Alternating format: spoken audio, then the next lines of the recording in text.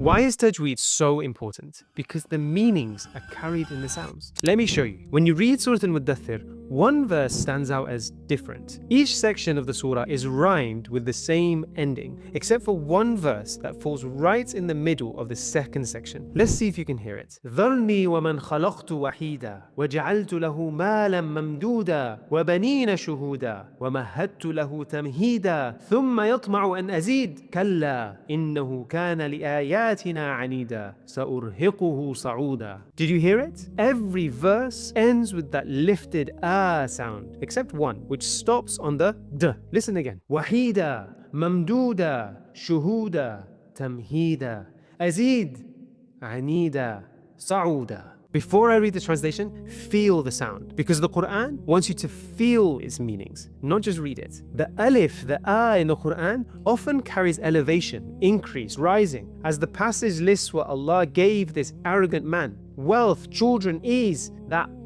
sound matches the meaning. Abundance that keeps expanding. Moreover, that rising alif, that points upwards, reminding you where it all came from, Allah subhanahu wa ta'ala. Then, at the peak of his power and ease, he still wants more and more. Deep down, he knows it's Allah subhanahu wa ta'ala providing, yet he ignores it, shows no gratitude, and demands increase like it's his right. Even the stretch on the final ya of ثُمَّ يَطْمَعُ أَنْ أَزِيدَ pulls out that craving, a greed that you can hear, you can feel. Then Allah subhanahu wa ta'ala cuts it off. The verse lands on that clipped d sound, the qalqala. The dal, when stopped on at the end of a verse, carries finality, a cut, an end, a seal, just like in Surah Al-Ikhlas. Watch this video for more details. Then, immediately after the cut, the rebuke begins with that same sound, but now forced into a stretch, kalla, carrying the weight of the warning. The higher you rise,